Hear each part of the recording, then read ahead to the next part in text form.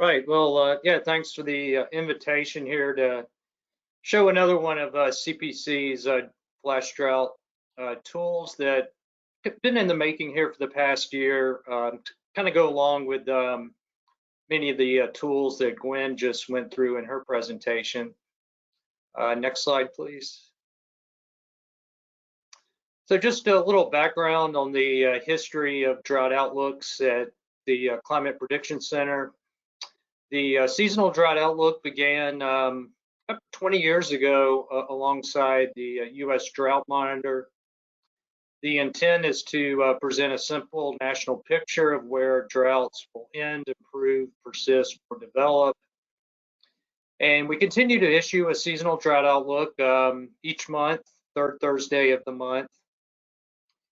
And as Gwen noted in her presentation, following a rapidly developing drought in 2012. A year later, we began a monthly drought outlook, which is released at the last day of the month. And the major goal of the monthly drought outlook is to forecast rapidly developing and high impact droughts known as flash drought. Next slide, please. So for our monthly drought outlook, we start with the latest D1 or moderate drought areas on the U.S. Drought Monitor. And a couple of the tools we use are climatology on the monthly time scale and also the 1 month temperature and precipitation forecast to get a forecast here for the entire month. Next slide.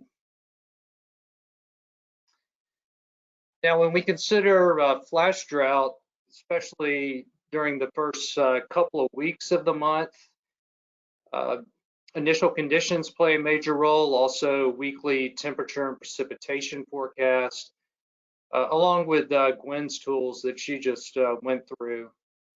And you can see here, this is the forecast for this month that was released at the end of August, which showed areas of development across the southern plains. So that did verify quite well using this methodology that I just mentioned, initial conditions and weekly TMP forecast. Next slide, please. Here's another example from a year ago, valid for June 2020. Released at the end of May that correctly forecast a flash drought that occurred over the southern plains. So at the end of May, we were forecasting large area of development over the southern plains, western central Oklahoma, also the Texas Panhandle. Next slide, please. So the next two slides just kind of show the expansion of the drought from late May through the early part of June. So you see back on May 26, drought coverage was fairly limited in scale and also intensity.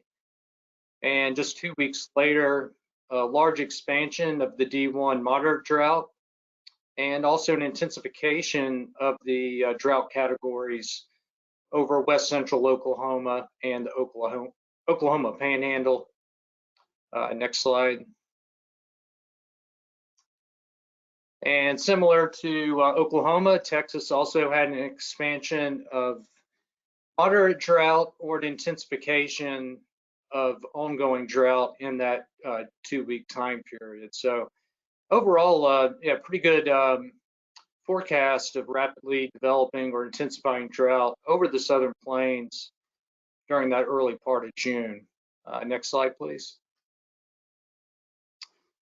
So motivation here for this flash drought tool, which I'll be showing a couple slides, was to apply the methodology used for development forecast in the monthly drought outlook to our Week-2 Hazards product to help identify areas of flash drought when conditions warrant. Second point real important here, I think, is to take advantage of a skillful temperature forecast in the next 1 to 2 weeks. improve communication of flash drought risk later in the month. And the reason we're including the flash drought potential in our week 2 hazards is it's become like a major vehicle to support decision support services. We have a daily briefing, headquarters briefing twice a week, and we also email to regions when necessary, depending on the climate conditions. And we also received feedback from stakeholders for several years to include this on our week 2 hazards product. Next slide, please. So inputs to the flash drought tool include initial conditions, abnormal dryness in the current U.S. Drought Monitor, also soil moisture conditions below the 30th percentile. As far as forecasts go for week 1, we use NDFD, positive temperature anomalies, and 7-day negative precipitation anomalies from the Weather Prediction Center.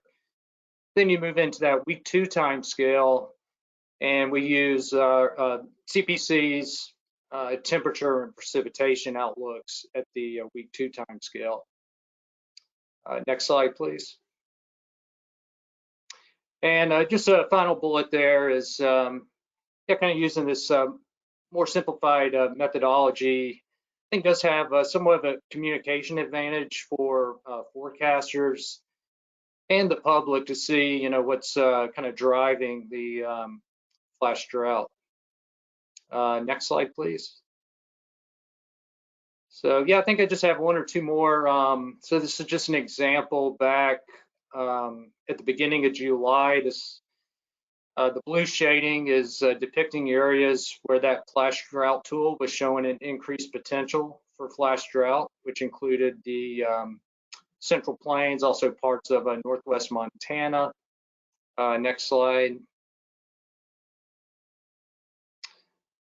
So if you compare the end of June to 2 weeks later, July 13th in the U.S. Drought Monitor, the drought did expand over parts of Nebraska, intensified over Minnesota, also developed or expanded over western Montana and parts of Washington State.